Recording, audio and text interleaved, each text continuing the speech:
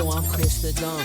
Got a vibe you can't ignore. We lift the rhythm high, make you dance across the floor. From the heart to sincere, every bar full of fight. Groove through the beat, I can never tell you why. You see the laughing in your eyes, let the good times flow. Videos, reaction, be ahead to go. Comedy podcast, you won't wanna miss this ride. Hit that subscribe, shoot your worries aside. Get ready, it'll be the joy of the show. First the dog, bringing the heat, now let's go. Here's some stars that lives that never flow. But survivors away, now worries go. What up, people? It's your boy, the host with the most. I do not brag or boast. I'm coming to you guys live from coast to coast. It's your boy, I'm Chris the Down One. Welcome to my YouTube channel. I'd like to appreciate everyone that subscribed to the channel. Here on this channel, I do very different things. I do comedy skits, I do shorts, I do videos like this where we're just kicking back, shooting the breeze or two, and just talk about different things that I see on social media. Now, the first thing I want to talk about is can you have friends at the workplace? Short answer, you can have friends at the workplace, all right? There's no law or rule saying that you can't have friends at the workplace. However, I think people use friends very loosely. They use the title friends very loosely. Like, you know, they just apply it to everything. Okay, it's like a sticker. They just throw a sticker on anything, just call it a friend. You know, somebody that you see in passing, oh, that's my friend.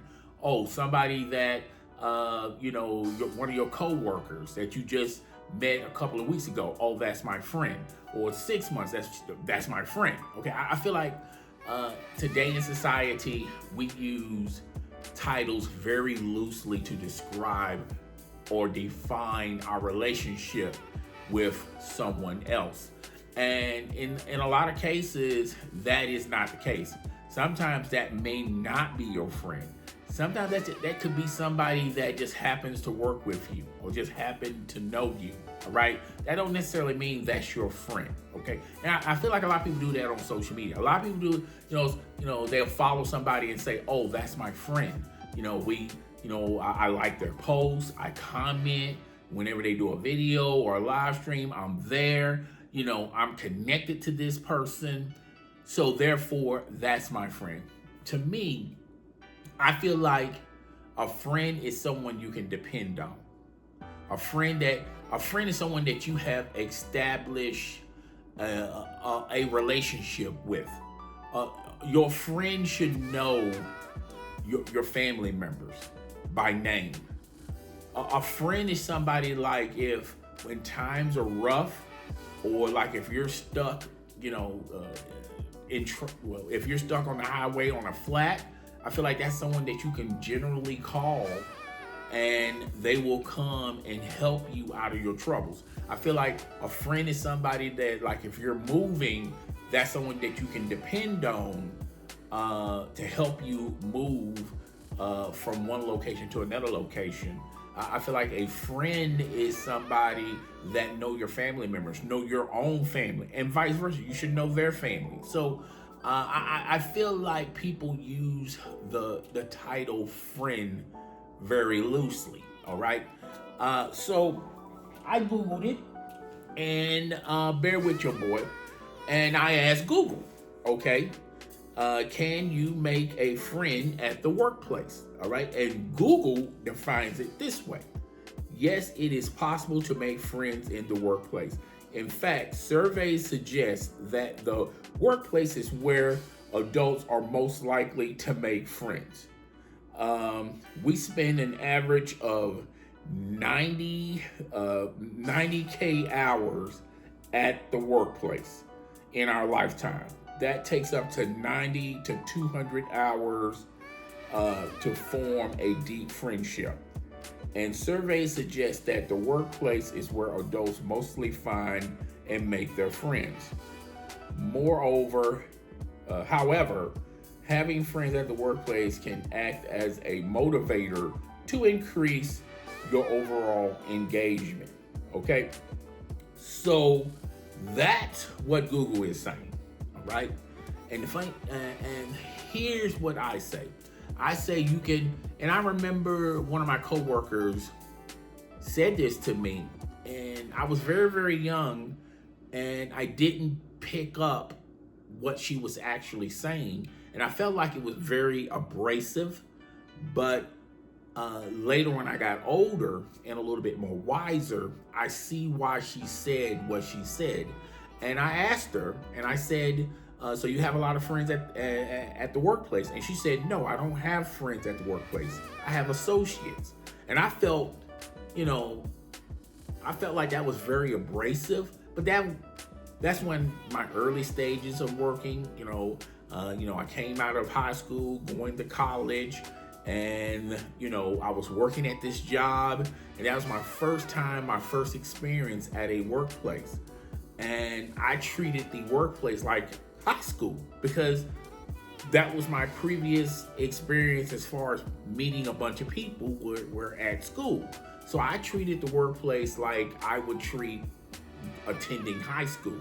Now, when I got a little older, I found out that, that's not the right mentality to have when you're going into a workplace, because when you're going into a workplace, you're dealing with different types of age groups. You might deal with people that are younger than you. You might deal with people that are older than you. You might be dealing with people that are, phasing out, getting ready for retirement, and then you might be dealing with people that just now started. They're not sure in life what they're going to be doing.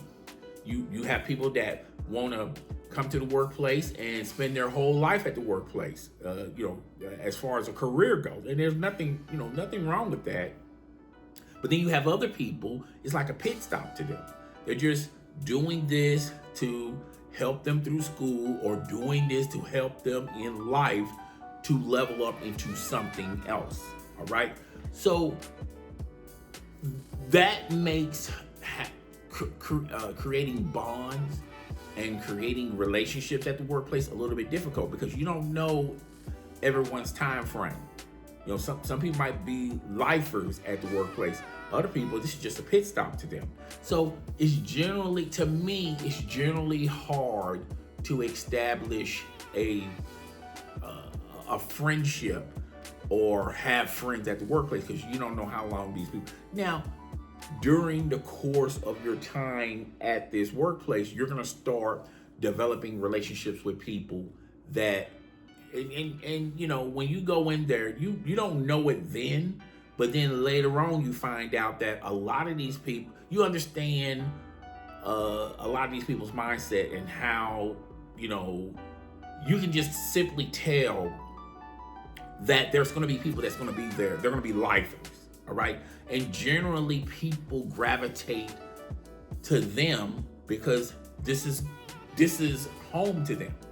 This job is home to them. It means a lot to them. They're going to retire from this place. And generally those are the people that you gravitate to start a relationship with, as far as being friends with them. All right. You're more comfortable with them. They know a lot more. They're more sociable. People that start at a workplace, they generally start off very shy. They have their guards up. And then there are some people that come in the workplace that they just don't have the social skills. They're not very communicative. They don't really talk. So of course, you're not going to establish relationships with them. But what you are going to establish relationships with are people that's been there, that's put a lot of time in. You see them every day. Therefore, you're going to establish relationships with them more so than like a new person. Because it takes a while to figure out, okay, is this new person going to be here forever? Or this new person, this is just a pit stop for this person. Now, yes, there is possibilities that you could establish some type of connection with them, but, generally people gravitate to people that they know that, okay, they're going to be here for a minute. You see them all the time. So of course you're going to establish some type of relationship with them. All right. My thing of it is, I feel like people, when they go into a workplace, they need to keep their personal business personal. and they need to keep their work issues or work matter at work. And I always do this, and I suggest this for anyone out there who's listening to this video, or you want to pass it to someone else. Okay, I feel like you should, when you're getting ready for work, any issues or something that you have to deal with at home, you either deal with it at home, but once you leave home, all those issues, all those personal issues or just personal things, you should keep it at home. And the minute you walk into the workplace, your mindset should be focusing on the task at hand, your shift and whatever's going on at the workplace. But when you leave the workplace, any type of issues or concerns or he said, she said type of stuff, you keep that at the workplace and don't bring it home. Don't cross-contaminate. That's basically what I'm saying. You know, so keep your personal problems, keep your personal issues. I don't want to say problems. Keep your personal conversations at home and keep your work conversations at work. Okay, and I think mentally that's a lot better for people, and you know, you don't get into no issues. Like if you have issues, let's just say you have concerns at home, and I see a lot of people do this, like they'll have issues or concerns at home with their parents or with their boyfriend or with their girlfriend or their wife or their husband, and then they'll take it home, they'll take it to the workplace, and then they'll go talk to everyone at the workplace. And people are listening at the workplace, but they're not concerned. You know, to them, it's entertainment. It just gets them past the day, but they're not really concerned. All right. I know this girl, and she, in the beginning, and she had to figure this out. All right. In the beginning, she would, every time you would see her, she would be talking to all the co-workers about what's going on at home. Her husband don't treat her right. Her husband is basically telling her that, she's going to have to work more hours. And she's saying that, well, she doesn't want to work a lot of hours because she want to be around the kids a lot more and do things with the kids and things of that nature. And she was, and they would constantly argue back and forth about money issues at home.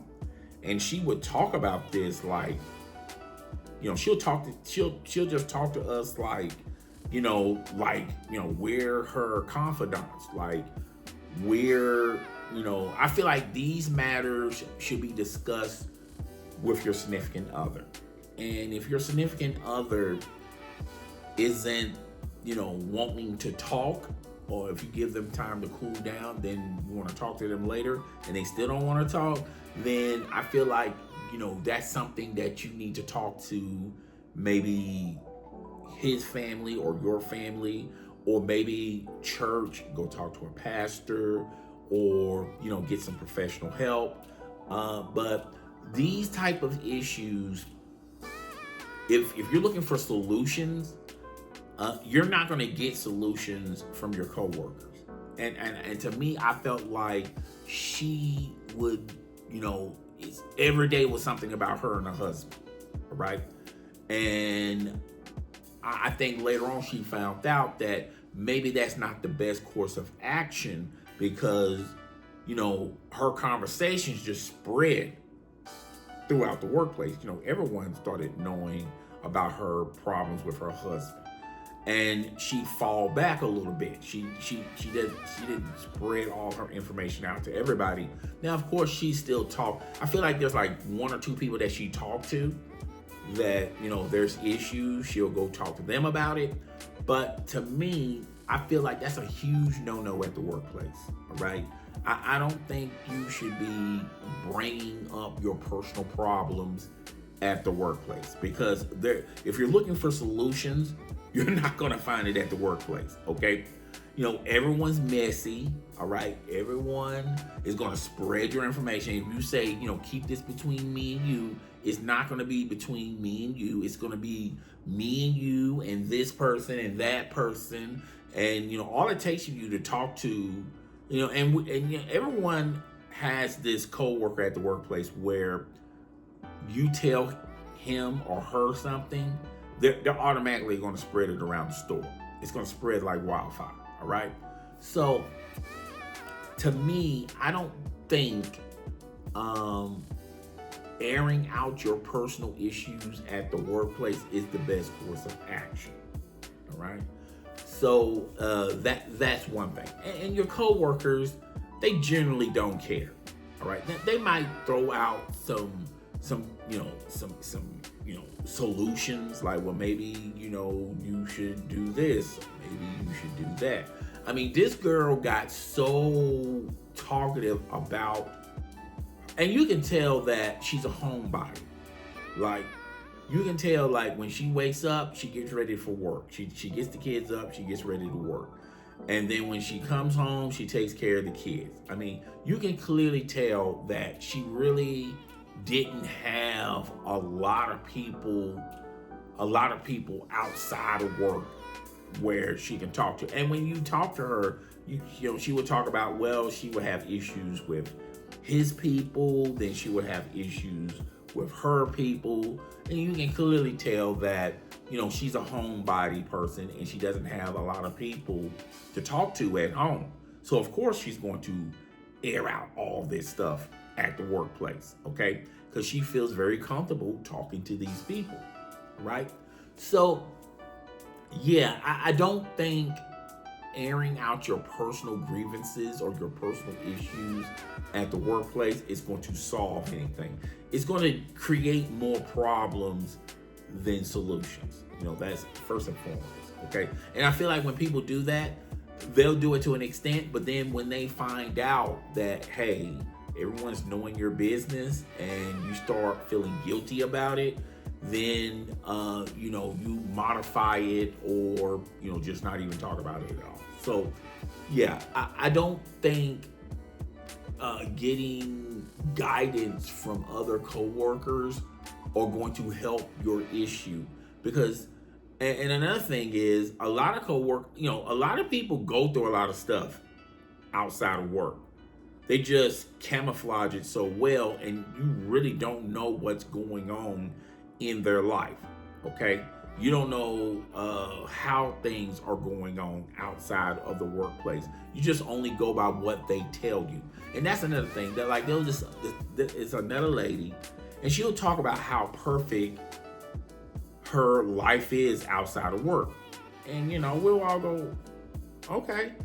And, it was no skin off anyone's nose. And then, but to me, I can tell,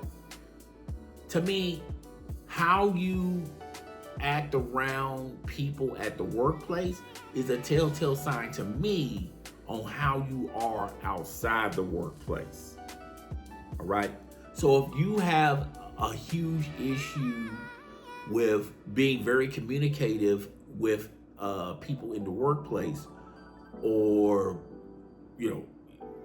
to me, that tells me a lot about you and your character. Because if you have a hard time being very sociable or very communicative to people at the workplace, then how are you outside the workplace? Okay. And she would put up this big front, and then later on we find out that she's going through a divorce. Of course she went and told, and once again, when people don't have anyone to confide to, and that's a very sad life in my opinion. Like, you don't have anyone, outside the employees at the workplace that you can confide to. You don't have a pastor. You don't have a sister. You don't have a brother, your mother, your father. You don't have any close friends outside of the workplace that you can confide into. I feel a lot of pity and remorse for people like that because, to me, that's just not good living from my perspective. I think people should have that one person that they can talk to, okay, about anything. And you just don't even have one person, all right? So, and you know, sometimes a lot of people, it doesn't matter how young they are, it doesn't matter how old they are, they, you know, they confide with the people at the workplace because they don't have anyone else to talk to. So yeah, that's another thing. To me, another thing I want to talk about is you don't know, you don't really know the person. You may know them in, you know, as far as working with them, you work with them long enough, you know their tendencies, you know their likes, you know their dislikes at the workplace, all right? But another thing is, I feel like people get way too comfortable and way too personal about their issues. And sometimes people are clueless in what they say. And sometimes people say things that they don't realize irritates other people. And I have this coworker in my department, and I'm going to use him for an example. You know, he loves talking about politics. And, you know, first and foremost, particularly at the workplace, two things you steer away from is religion and politics, because that can make or break your career. And more times than not, it can break your career, all right? Or break your relationship with other people. So, you know, he's talking about, you know, politics. He's talking about Kamala Harris, how, you know, he doesn't think that she's fit to be president of the United States. Obviously, he's going to vote for Trump, all right? And then he would ask other people who they was going to vote for. And when he asked me, I told him, well, I feel like that's a very personal question, okay? I feel like that's something that, you know, you shouldn't ask people who they're going to vote for, all right? I feel like that's very personal, and that matter should be discussed among themselves. And there's some people in the world that they don't mind telling you who they vote for, all right? But sometimes you got to check the temperature in the room. Sometimes you have to read the room. And when he said that, he didn't realize he irritated a lot of people, all right? So a lot of people didn't want to approach him because of his comments about Kamala Harris. And then he made another comment about, he said that his mother believed that, and his mother told him this, that Tina Turner was a man. And he was telling that in front of a lot of black women. And I'm looking at him and I'm saying to myself, why would you say your mother told you Tina Turner was a man among a bunch of black women? Of course, black women are going to be offended by that, because that's implying that black women are masculine, black women are controlling. You know, you're implying a lot of stuff when you say your mother believed that Tina Turner was a man, and then you didn't clarify, well, you didn't check your mother, or you didn't say, well, no, mom, Tina Turner was not a man. She was a woman because she had kids. So there's no way in the world she could be a man having kids, okay?